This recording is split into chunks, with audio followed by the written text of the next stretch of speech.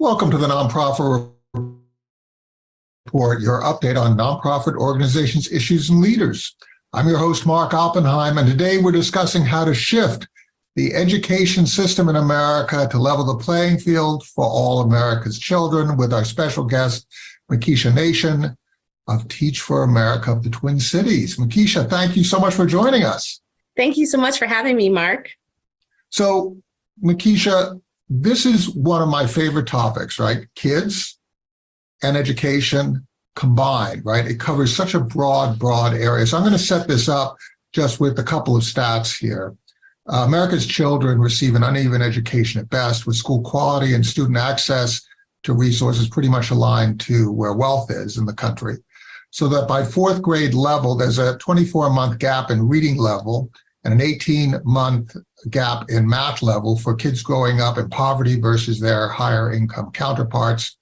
And if you sort of take that over to the eighth grade, and my grandfather quit school at eighth grade in order to work to support his family, that gap has widened to 3 years for reading and more than 3 years in math. And annually, 1.3 million students drop out of high school, and most are low income, and students of color drop out at over twice the rate of white students. And that's basically aligned to the poverty rate in the United States, where poverty actually hits. So can you talk a little bit about your take on this problem? It's a national problem, but it has regional resonance. And even within regions, right, it's clustered with certain communities, certain geographies, certain ethnicities. Could you talk a little bit about how you see this really important challenge that we confront in America for our own prosperity and our own development as a country? Sure, Mark. And I'll start a little bit just with my own personal journey and how I connect to this work. And I think it's pretty much a microcosm for what we're seeing in America. So I migrated to the States, for example, when I was 6 and moved to Connecticut at the time, but had a lot of challenges in that early experience. And, you know, if it wasn't for someone reaching out and tell my mom, hey, you actually have to test her, they were going to keep me back in kindergarten or put me in special education. So already our education system made assumptions about me because I was from a small island country and what I was capable of and what assets I brought to bear as a student showing up in the school system. So imagine fast forward now, 30 some years later, I'm a mom myself. I have 3 boys. And my oldest was starting kindergarten, and he had a very disruptive early kindergarten experience. And I talked to the teacher about that. And I was concerned that his reading wasn't progressing the way I would want it to be. What I was told as a parent at that time was like, make sure you're reading to him every night. Well, I've been doing that since he was, babbling. So that wasn't the issue. And basically the teacher dismissed that initial concerns that I had. It wasn't until his first grade teacher, again, a teacher that's just 20 steps away from where his kindergarten teacher sat down with us and said, we actually need to intervene here. And here's some skills and tips I can teach you as a parent. Here's some things that I could work in the classroom. And he went from reading 7 words a minute to 70 words in a minute, right? So a lot of the challenges and struggles we have in our education system come out from a system that is not fully designed to see about all of our students and their potential and their capabilities, and from the fact that we need more high quality instruction and support for educators.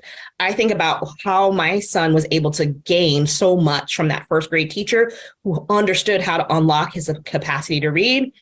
And it was tremendous to see him go through that growth. So much so that when his little brother was getting ready to start kindergarten, he was like, I need to sit down with you this summer and make sure you learn, because in kindergarten, I didn't learn to read. And it really created a lot of difficulties for me. That is happening across the board, across our country, specifically in low-income communities, specifically in classrooms where there's a majority of students of color. We are not fully making sure that kids learn to read by the time they get to 3rd grade, so that they're reading to learn by the time they get to 3rd grade and beyond. And that is causing a significant shift in disparities in terms of what students have access to high quality education, high quality learning instruction, and what students do not. And there's things that we can tangibly do. Mm-hmm. And this has a real impact. So when I was a kid, I grew up in an economy that was very balanced. There was manufacturing. I had manufacturing jobs. I had warehouse jobs. I had a lot of jobs that nowadays have been outsourced overseas to lower wage countries. And now we're in a knowledge economy. So when I was coming up, I was a very slow reader. I was very slow to speak. Wouldn't know it now, but that is the truth. And I was given time, and I was able to get jobs initially based on the fact that I could focus and I had physical labor and so on and so forth. Nowadays, a lot of those jobs are not here. It's a knowledge economy. So if you don't have math and you don't have verbal skills and you don't have the ability to interact with technology or absorb training, it really, really hurts you. If you're a little slow, like I am, right? It really, really hurts you, doesn't it? It does. And I think the connection between education and economic mobility is really key. You know, Teach for America set out a goal in the next 10 years. We want to see twice as many of the students and communities we serve not only hit those key educational milestones, but we're developing the social and emotional learning skills to help folks have greater access to economic mobility. And this was an important tipping point for us because of a lot of what you said. You know, the literacy foundational skills are so critical. The numeracy skills are so critical. And then what we're seeing now is that the ability for students to apply that learning in team-based projects, all these things that we know are really critical as folks move into the 21st century workforce is really important. And then we also know on top of that, the way technology is being utilized in this day and age requires a stronger skill set in that area as well. So if we want our young people to be competitive for the jobs of the future, we have to have those foundational skills. And then knowing that we live and operate in a global economy, students being able to speak multiple languages is also really important. So a lot of times when I look at the diversity of students here in Minnesota, I'm like, we are so well poised to have talent that can really be competitive in this economic landscape if we are providing the right foundational context for learning and growth. And then there's also the executive function skills that go beside the learning skills, right? It's time management, it's quality work, understanding where quality needs to be upgraded. Because if you have that kind of consciousness, if you have those kinds of management skills, then you can manage your own time wisely. You can manage the flood of information that's coming to us through all of our devices, all of these things and so on. And you can then parse, you can eliminate, you could get the things that are just chatter and move those to the side. You can focus. Talk a little bit about how Teach for America teaches that combination of skills. So basic reading and writing, basic math, and those other kinds of skills that you mentioned, some of which are things like emotional intelligence and so on, but also the whole idea of time management that together create the whole person. Yeah, so, Teach for America's mission is to make sure that all students have access to an excellent education. And we do this by recruiting a diverse education workforce and training those teachers. And I think from day one, in just how we're selecting teachers and identifying educators, we're looking for that mindset where our future educators are going to be focused on deep learning for all of our students. They're going to be very familiar with working with students from low-income backgrounds, students that are growing up in poverty, and also approaching it with the assets-based mindset. There's skills and talents that students already bring to the table. So selecting the right folks is the first part of the battle. The next part is Can I pause you? I pause you there? Because this is a really important point, right? This is where diversity is a superpower, right? Somebody who comes from a particular background might be able to identify issues that a child has that somebody who comes from a different background can't. Now, that doesn't necessarily align to race. It's not about, Black teachers understanding or the only people who can understand a Black kid. Or a Latin Hispanic teacher only being able to understand Latin Hispanic kids. What it means is that diversity, surrounding the kids with these different perspectives, different viewpoints, different lived experiences, the teachers can then come together, as in your case, and as in your child's case, they can come together and have these discussions and figure out the best. So diversity of perspective, diversity of analysis is a superpower for these children, isn't it? It is. I mean, and if you think about it, we're seeing more and more reports on companies that, a company with diverse boards, diverse workforce actually are performing better in terms of key economic indicators. So it's not surprising for me that a diverse school or diverse educators in the school system actually have the ability to have an outsized impact. Some of it is the referencing and representation does matter. Kids like me that see teachers like me in front of the classroom, that is going to matter to them. But what studies have shown is that having a diverse educator workforce also correlates to increased attendance at school, a decline in discipline issues. You see growth gains in both reading and in math. And that gains don't happen just for Black students. It happens across the board, even for white students in a diverse educator environment. Part of it is about, making sure the students feel holistically seen and represented, the curriculum that then shifts to be much more inclusive of the entire student body, and teachers and leaders that are from the community or have very close familiarity or proximity to the community that can then problem solve and come up with unique ways to partner with their families and with their community members. I've seen the benefit of that. We've had a couple of core members that, came from Minneapolis public schools that are now teaching in the Twin Cities. We have a Somali educator that taught at the school that she went to when she was in the second grade. Think about how powerful that is when you're trying to navigate family relationships, community relationships, when you have context on the community and context on what the students' everyday lived experiences like. It allows you to think up new solutions and new ways to get through to families and new ways to build partnership. And I think we're starting to see incredible benefits from that with our education community here in the Twin Cities.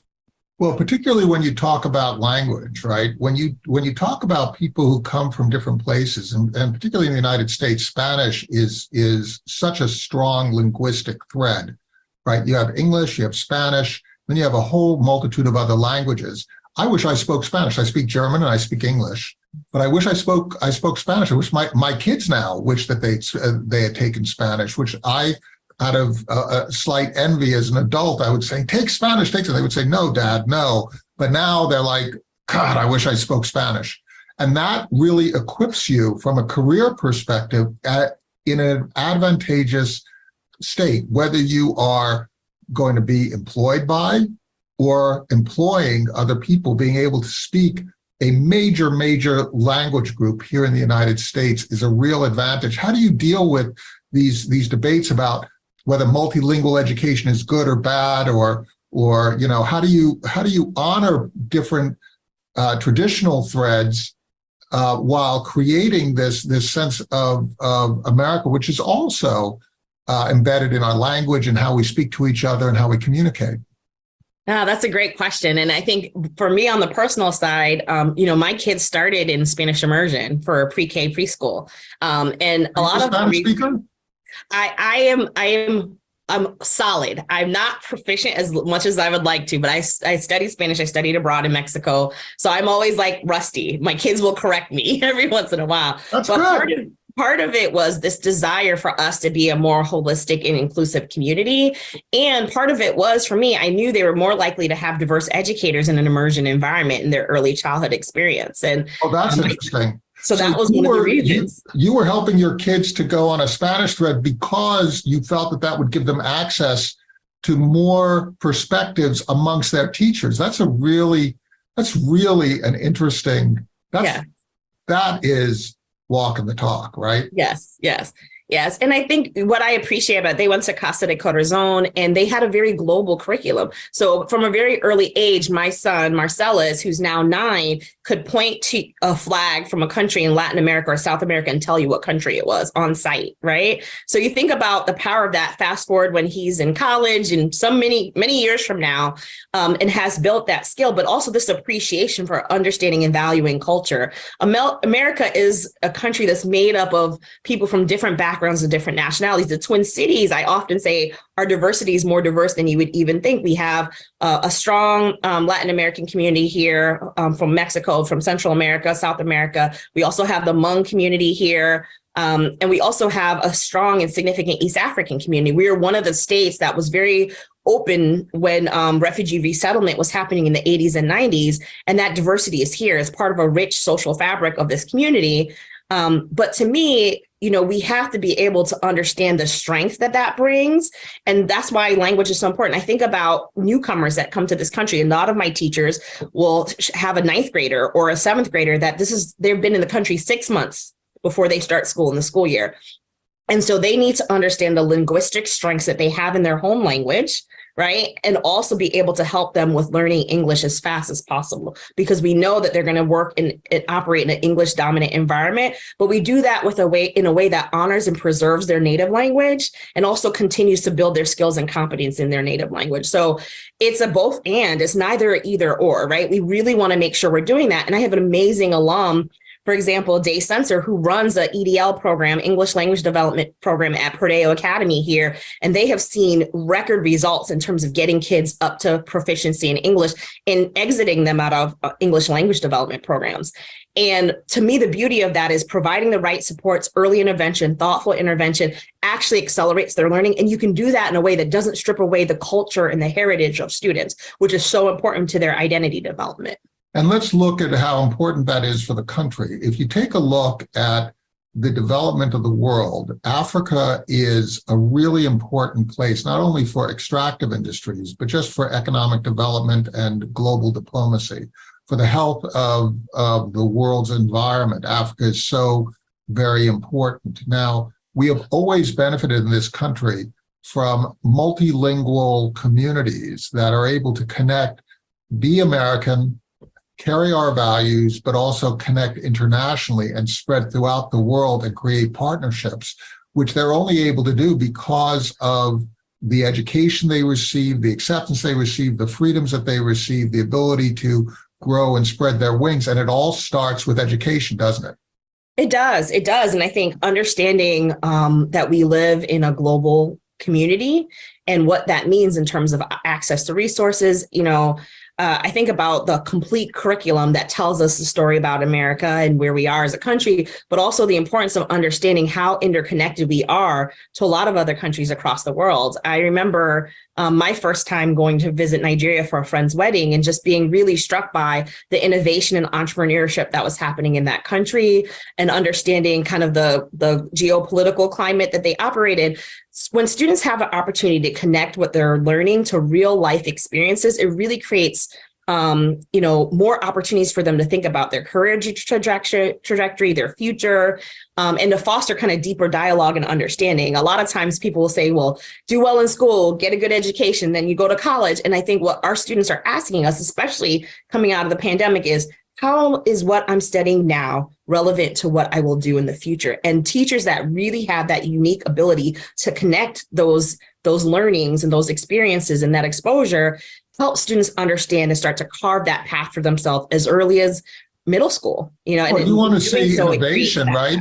Mm-hmm. Solar power was in Israel way before, like 30, 40 years ago, way before the United States. If you look at Nigeria, Kenya, or whatever, 15, 20 years ago, they were already using cell phones in the way that we are just now using cell phones to communicate. We were so wedded to our hardwired networks because we had the infrastructure and our telecommunications networks. Now we're upgrading, but it hit Africa way before the United States.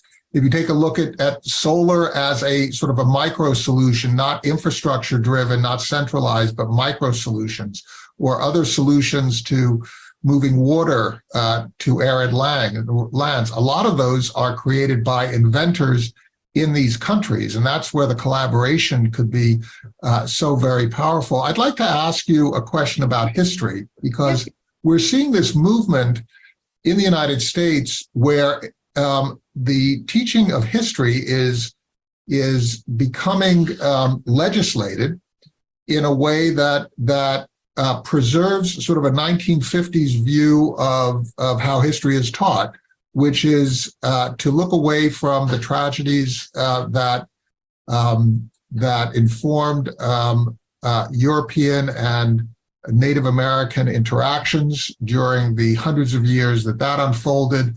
It basically turns away from the history of slavery or from the internment camps that Japanese citizens were forced to inhabit at the Second World War time, or some of the other injustices. And we're not allowing particularly young students to be exposed to their history, although those histories are carried within their families. How does Teach for America navigate this very complicated web of feelings that people have in a way that holds true to your educational values? Or do you just sort of finesse it by focusing on reading, writing, and arithmetic, that kind of thing, and you try not to deal with that issue? No, I mean, for a long time, Teach for America has been on the forefront of recruiting diverse educators and also thinking about what diversity, equity, and inclusion means in the context of our education system. Here in the Twin Cities in particular, I would say in the last 4 or 5 years, we've really oriented towards how do you go beyond diversity, equity, and inclusion to actually think about anti-racism and practices, and what does that look like in the classroom? What does it look like when you're training educators? For example, we've hosted a DEI keynote event in our community every year. We just had Isabella Wilkerson here in Minnesota because of the unique complexities in Minnesota in particular. Yeah, her book on caste, right? Yes, her book was on caste, yes.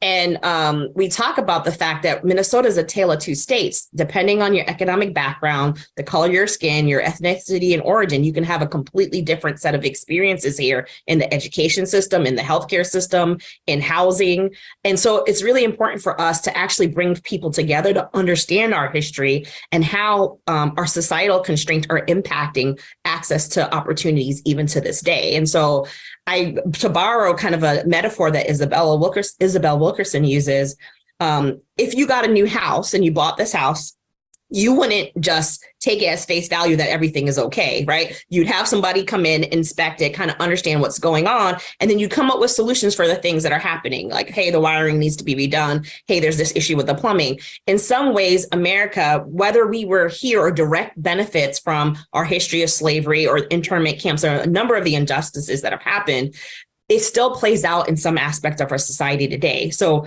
our ability to understand and unpack this and also think about what needs to be changed moving forward is really critical to the future success. If you look at cultures and things that you mentioned, your connection to Germany, German language, or even in South Africa, there was this kind of truth and reconciliation process to help people heal and understand and help people move forward in context together. Our ability to have these conversations, to be in deep dialogue about solutions-oriented approaches is going to be critical to this next generation. And then the other thing I would tell you, Mark, is my kids will find the information anyway, right? So a lot of times the adults fear that kids aren't ready to have this conversation. And what I have seen from my own eyes with my own young people in my community is that they are actually ready to have this dialogue and this discussion, and they want to operate in more racial and ethnic harmony across cultures. And they know how critical that is to the world that we live in because of the changing demographics of the United States. And so I think in some ways we need to take a page out of their book and create the right context and kind of move beyond this place where books are being banned and libraries can't carry certain things, when people are really just trying to provide a context for us to understand the history that has happened in our country. The question really becomes, who owns American history? Who does own American history? I mean, we all own it. That's the reality of it. We all own it. I'm a Jamaican immigrant and I own it. Say that again? Your history and my history, they're intertwined. Yes. Right. And our futures are intertwined. And that's you own my history and I own your history because we're both Americans, right? And so we have to include this in basic education because it really turns on children to learn about themselves, not to learn about somebody else. If I am a kid who is whoever it is, it doesn't matter, from an African-American family, a Latin Hispanic family, from a Chinese family, a Hmong family, a white European family, we should be learning about those threads, right? Because it's interwoven into the country. And that's the thing that creates turn on. If we're going to read something, we should be reading about us. We should be reading about us all. And that's what you're saying. You're saying that that's part of the turn on here for the kids who and the teachers who are involved in Teach for America. Let's just quickly talk about some of the practical aspects. How many kids do you affect on an annual basis, and how many people are involved in your work?